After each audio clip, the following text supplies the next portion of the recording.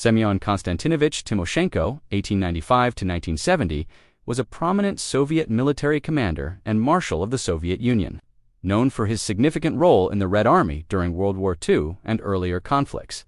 Below is a detailed overview of his life, career, and military contributions. Based on available historical information, Semyon Konstantinovich Timoshenko was born on February 18, 1895-6, in the village of Orman now Fermanovka, Odessa Oblast, Ukraine, in the Bessarabia Governorate of the Russian Empire. He was born into an ethnic Ukrainian peasant family. Due to his humble origins and the limited record-keeping of the time, little detailed information is available about his early life, which was typical for many Soviet leaders of his era. During World War I, 1914–1917, Semyon Timoshenko was drafted into the Imperial Russian Army in 1914.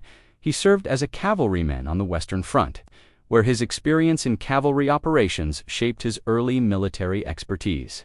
This period honed his skills in mobile warfare, which would later define his approach during the Russian Civil War and beyond.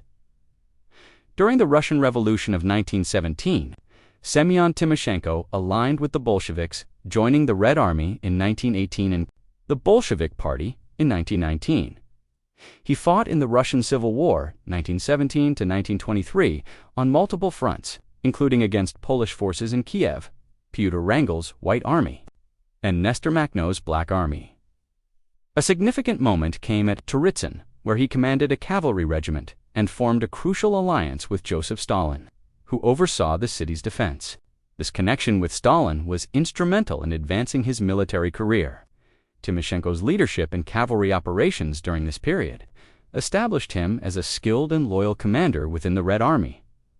During the Polish-Soviet War, 1922–1921, Semyon Timoshenko served under Semyon Budyonny and Kliment Voroshilov in the Red Army's 1st Cavalry Army, commanding the 6th Division. In April 1920, he led a cavalry attack during the Soviet May offensive against Polish forces. On May 29, 1920, his division's costly charge against entrenched Polish positions demonstrated the limitations of cavalry tactics against modern defenses, influencing future Soviet military strategies.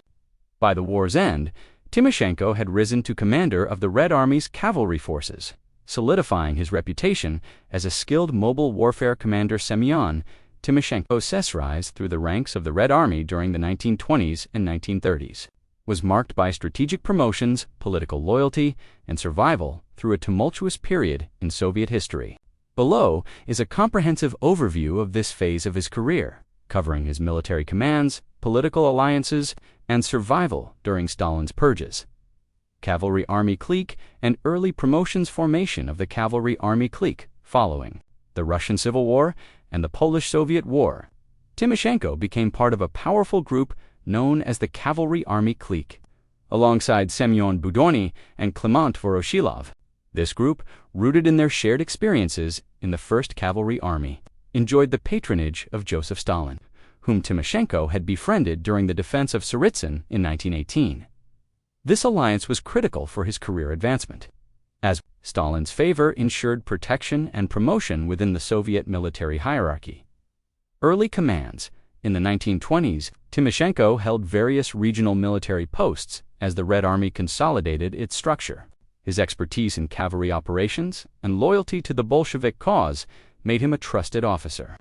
While specific details of his assignments in the immediate post-Civil War years are sparse, he focused on training and organizing cavalry units. Maintaining the Red Army's emphasis on mobile warfare during this period, regional commands in the 1930 Belarusian Military District, 1933 by 1933, Timoshenko was appointed commander of the Belarusian Military District, a significant step in his career. This role involved overseeing military preparedness in a strategically important region bordering Poland. A potential adversary, Kiev Military District. 1935. In 1935, he was transferred to command the Kiev Military District, one of the Soviet Union's most critical military regions due to its proximity to Poland and its historical significance. This posting enhanced his prominence within the Red Army. North Caucasus and Kharkov military districts, 1937. In 1937, Timoshenko briefly commanded the North Caucasus Military District before moving to the Kharkov Military District later that year. These rapid reassignments reflected his growing stature and the Red Army's need for experienced commanders amid increasing political purges. Returned to Kiev Military District, 1938. In 1938, he returned to the Kiev Military District, further solidifying his authority in Ukraine, a key region for Soviet defense planning.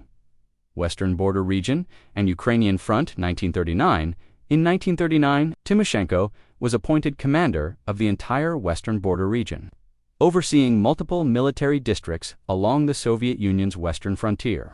Following the Molotov-Ribbentrop Pact, he led the Ukrainian Front during the Soviet invasion of eastern Poland in September 1939, occupying territories ceded to the Soviet Union under the pact. This operation was executed with minimal resistance, showcasing his ability to manage large-scale military movements. Survival during the Great Purge, 1937-1938. Navigating the purges, the Great Purge, initiated by Stalin, decimated the Red Army's leadership. With 3 of the 5 Soviet marshals, Mikhail Tukhachevsky, Vasily Bleicher, and Alexander Yegorov, executed. Along with thousands of other officers, Timoshenko's survival during this period was remarkable and attributed to several factors. Loyalty to Stalin, his long-standing relationship with Stalin, forged at Tsaritsyn, ensured his protection. Timoshenko's unwavering loyalty to the Communist Party and Stalin personally shielded him from suspicion. Intervention by Khrushchev in 1938, Timoshenko was denounced as an enemy of the people, a potentially fatal accusation. Nikita Khrushchev, then a rising political figure, intervened on his behalf, likely due to Timoshenko's competence and loyalty. This intervention saved him from arrest or execution.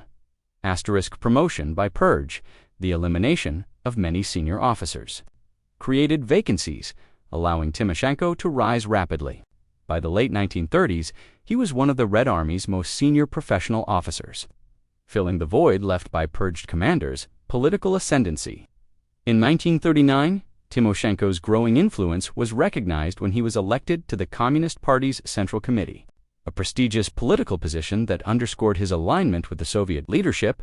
Strategic contributions and challenges, cavalry versus modernization debate during the 1930s, Timoshenko, like Budyonny and Voroshilov, initially resisted calls to modernize the Red Army by reducing its reliance on cavalry in favor of mechanized forces. This conservative stance aligned with Stalin's preferences, but clashed with reformers like Tukhachevsky, who advocated for tanks and motorized infantry. However, by the late 1930s, Timoshenko began to adapt, recognizing the need for modernization as tensions with Nazi Germany grew. Organizational leadership in his regional commands. Timoshenko focused on improving military discipline, training, and readiness. His experience in the Polish-Soviet War had taught him the limitations of cavalry against modern defenses, and he began to incorporate lessons from those campaigns into his strategic planning. Semyon Konstantinovich Timoshenko played a significant role in the Soviet Union's military efforts during World War II, 1939 to 1945, serving in key commands and contributing to critical operations, though his record was marked by both successes and significant setbacks. Below is a comprehensive overview of his military roles and contributions during the war, including his involvement in the Winter War, his tenure as People's Commissar for Defense, and his frontline commands during Operation Barbarossa and subsequent campaigns: Winter War 1939 to 1940, the Soviet-Finnish War, November 1939, March 1940, began after Finland refused Soviet demands for territorial concessions. The initial Soviet campaign, led by Kliment Voroshilov, was a disaster, with heavy losses due to poor planning, harsh winter conditions, and Finnish resistance. Command role. In January 1940, Stalin appointed Timoshenko as commander of Soviet forces to salvage the situation. He reorganized the troops, improved logistics, and concentrated forces for a decisive offensive. People's Commissar for Defense, May 1940-July 1941, Red Army modernization. As Defense Commissar, Timoshenko was tasked with preparing the Red Army for potential conflicts, particularly with Nazi Germany. He pushed for significant reforms, Overcoming resistance from conservative figures like Boudinot, mechanization, he advocated for increased tank production and the formation of mechanized corps, reducing reliance on outdated cavalry units. Discipline and training. Timoshenko reintroduced harsh Tsarist-style discipline to improve troop readiness, addressing the Red Army's disarray following the Great Purge, which had eliminated much of its officer corps. Operation Barbarossa, June-December 1941, Chairman of Stavka June, 23 July 1941, when Germany launched Operation Barbarossa on June 22, 1941. Timoshenko was appointed chairman of Stavka, the Soviet High Command. On June 23, his initial response was to order a counterattack, but this directive, issued on June 23, led to catastrophic losses due to the Red Army's disorganized state and Germany's superior tactics.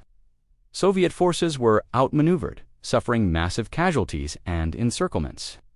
Don't forget to like, comment, and subscribe for more military and